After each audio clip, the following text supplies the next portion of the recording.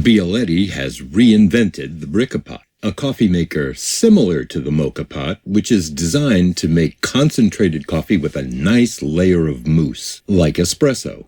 I reviewed the original design Brikka and found it sorely lacking. However, since the 2020 model year, the valve system has been reworked from scratch. Some viewers who saw my earlier review thought I was being unkind, but Bialetti's decision to change the device completely vindicates my conclusion. It was never going to work.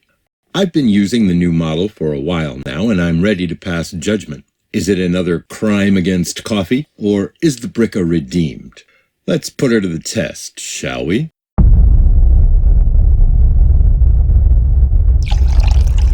Oh my God. It's like a miracle.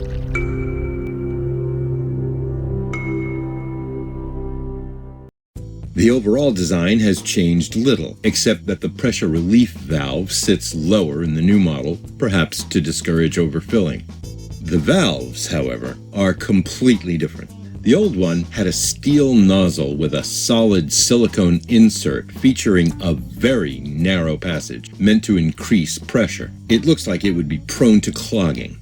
A weighted cap with a gasket on one side would seal the opening until there was enough pressure below to force it open. Coffee would squirt from the nozzle, striking the gasket surface and supposedly being agitated enough to create a layer of espresso-style mousse. I found that it worked very poorly and that the coffee tasted bad due to under-extraction. This new valve is soft and flexible and admirably simple. I don't see any way for coffee particles to clog it. Instead of using a weight, its own flexibility and size, that is, its own properties, determine how much pressure is needed to open it. Coffee will squirt onto the flat surface immediately above and run out through two holes drilled on an angle that direct the brewed coffee downward. This definitely looks like a better design. There's nothing here that we don't need. It's elegant. Bialetti reworked it completely. I also have to point out that these changes make the new Brikka substantially cheaper to manufacture, and I hope that wasn't the only consideration here. Regardless of the valve design, there is a flaw inherent to this system, a contradiction. You simply can't have both rapid brewing and good extraction at this pressure with this grind. I think it's unlikely that we're going to get both good foam and good flavor here. Still, I'm going to give this thing every possible advantage. I'm using coffee that I roasted only 2 days ago. Normally, I wait 1 or 2 weeks for the flavor to peak, but fresher coffee releases more CO2, which ought to produce a little extra foam. I'm using a slightly coarser grind than I would for the Moka pot so that when the dry coffee gets wet and expands, the puck won't tighten too much. Normally, I want to slow the brewing process, but in this case, I want everything a bit looser so that the liquid can flow fast enough to create the proper mousse. And because the brew is so fast, I'm using a bit more water than I would for Moka coffee. Okay, that was a fail. The foam has big bubbles that subsided in the short time it took to cool the boiler, like 20 seconds.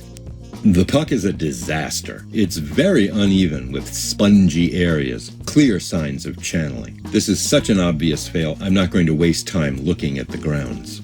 For comparison, here's the fine textured and persistent mousse I get from my Cafelat robot. Of course, this is true espresso. I'm not expecting this quality from the Brikka pot, but I have to point out that Bialetti claims to offer espresso foam in its marketing boilerplate. What I got just now was more like the head on a glass of beer. I get better foam and better flavor in my Turkish coffee, and that's the simplest brewing process of all. Now, let me go in a different direction relative to the Moka pot. Instead of coarser grit and lower pressure, let's try a slightly finer grind and higher pressure. I'll use this aftermarket upper screen from E&B Lab, which they call a competition filter. It has smaller holes than the stock Bialetti screen, and it generates slightly higher pressure in the boiler. Finer grinding will also increase pressure a little bit. Well, I don't see much difference. It's still going way too fast, and the foam is poor quality and it lacks persistence. The puck looks better on the surface with no obvious signs of channeling, but the coffee inside is still partly dry. It's evenly wet, but not sufficiently wet. The flavor suffers. It's under-extracted and sour. This is pretty much what I expected. As I said, the conditions that would produce good foam in this type of coffee maker will inhibit extraction. If you want good flavor from a device like this, you have got to brew slowly and not worry about the foam. I mean, what good is foam if your coffee tastes bad? Sorry, Bialetti, you failed again. But wait, there's one last thing I can try, which is to remove the silicone valve in hopes of getting good-tasting coffee out of this gadget. If you have a 2020 Brikka pot and you just want a more enjoyable cup, I think I can help. For better flavor, we want to slow the brewing process. We can start by filling the boiler to the bottom of the relief valve. That extra mass helps to slow things down. Earlier, I ground my coffee slightly coarser and then slightly finer to see what effect that would have. But now I'll use my normal Moka pot grind since that's what I'm hoping to simulate. If you want to understand the process to come, you'll have to watch the videos Moka Pot Voodoo and Moka Pot Perfection. It would be boring to repeat all of that here.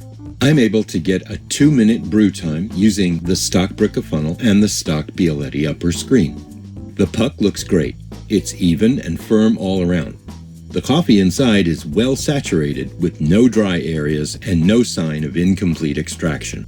So the new Brikka is easy to convert from an incompetent espresso simulator to a respectable coffee maker. Now the coffee tastes the way it should, balanced, intense, and heavy-bodied. It's good to know that when you get tired of bad coffee with no foam, you can enjoy delicious coffee with no foam. Well, that's all for now. Coming up later this month, I'll share some advanced tips and tricks for pour-over coffee, a method of foaming milk without steam, and some fresh insights into espresso. So keep in touch. Cheers!